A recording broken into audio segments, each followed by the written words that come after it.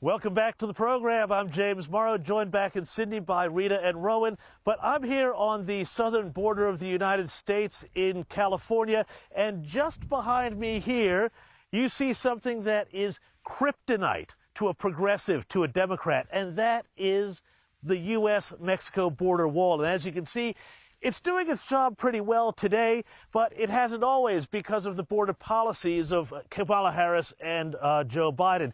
So I've been out here talking to some of the locals and a local leader who explained just how bad it has been with some of those policies. Have a listen. Well, I'm standing here at the U.S.-Mexico border. Behind us is the infamous border wall, the border fence. And joining me here is County Supervisor with San Diego, Jim Desmon. Jim, your city has been on the front line of America's border crisis. It's quiet right now because we're going into the election, and they've done a lot of things to turn off the immigration taps. But tell us what this scene was like just a few months ago here. Well, I mean, we'd had right before Title 42 was lifted, which was the Remain in Mexico order, right before that was lifted, we had in this staging area, it looked like thousands of people, families from around the world just waiting to come into the United States. They were camped here right up against the fence, and so it was mayhem here initially. And once this title was lifted, or Title 42 was lifted, to allow people to just come into the country without having to stay in Mexico waiting for an asylum clearance. So tell us about this asylum clearance process. I mean, basically, you're saying that all of these migrants, millions of them under this administration, come in, they claim to be asylum seekers, and then they're just let go into your community.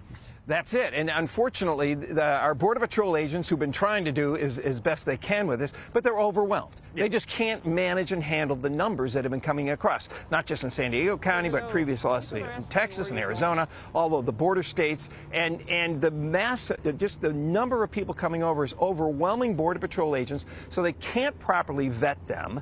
And they ask for asylum. They get processed, whatever little bit they're being processed, and then 4 or 5 years later, they're given a date to come in for an asylum hearing. And in the meantime, they are given welfare, they're given aid, there's NGOs that are encouraging them, and they're coming into sanctuary cities and sanctuary states like California, where the law essentially can't be enforced. Is that right? That's exactly right. Here, California is a sanctuary state, which means many things, but one of the biggest things is law enforcement, local law enforcement, cannot enforce immigration law. So even if you're pulled over in your car for a speeding ticket or something like that, or drunk driving, law enforcement can't ask for your immigration status. And so here in that's one of the things California does. California also offers free medical for people that are here illegally.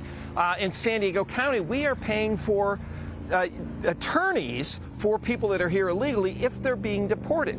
So, you know, unfortunately, California has been laying out the red carpet, which is one of the reasons I think San Diego County is one of the number one spots for people to come across illegally. Yeah, and so with all this, so this is a huge, overwhelming burden on local budget. It must be. I mean, what's going on with health budget, schools? All of this money is going to the asylum seekers. They're not going to Americans. Is there a resentment about that?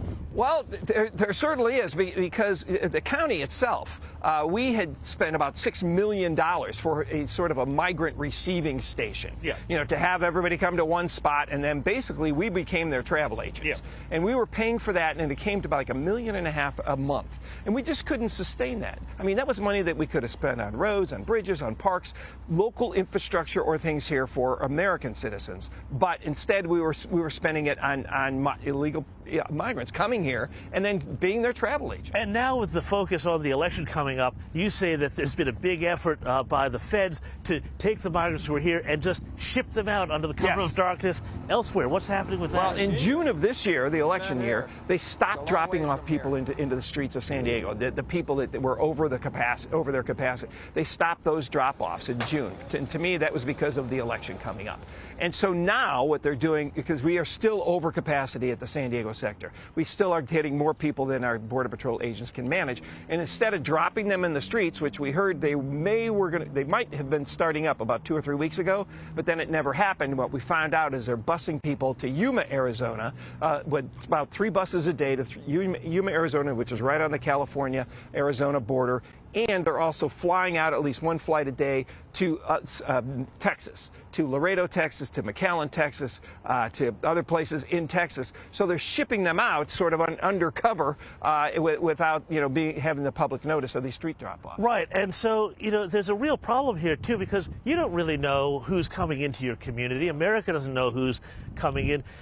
What I understand is they just basically take your fingerprints and basically let you go. But we've had so many reports of people on terrorist watch lists who have made it into the country.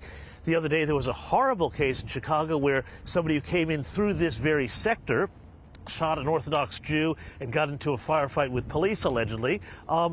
This is having real consequences across the country. Oh, absolutely. And because of the numbers that are coming through, and the Border Patrol agents just don't have the time to properly vet people. And unfortunately, the smugglers and the people coming across the border know this. Within 2 feet of the holes in the fence along this border, we have seen piles of ripped up documentation, ripped up passports, and other types of documentation that would show where somebody came from. So people are coming across our border. We have no idea what country they're from, or if the country they're telling us they're from is the truth or not. We just don't have we're not vetting them properly. So it's a real security risk. It absolutely is. And we've had, through the San Diego border sector, over 30,000 people from China coming through. And we've had, as you mentioned, people on the watch list and terrorist watch list coming through. And we don't find out about it until after the fact. And we don't have the databases of all these countries to do any sort of a background check. So I really think, we want immigration. We want people to come here, but we need to do it with dignity. We need to do it in a safe manner, but we're vetting people. We let the good people in. Well, that's the Trump. Keep the bad ones out. What Donald Trump keeps saying is, we need a lot of migrants in this country to keep things going, but we want them here legally. Yes. Yeah. And I think the vast majority, both sides of the aisle, want this fixed and want a legal process so that we can be safe. Because if we don't know who's here and how many, at 9/11, it only was a couple of dozen people that pulled that off at 9/11. And how many, and we get that just coming across and landing on our boats every week on our shores, and they're just walking into the communities. Those people are totally unvetted and don't have any contact with Border Patrol. And we have no idea who they are or where they are. Scary stuff. Thanks so much, Jim Desmon. James, thank you.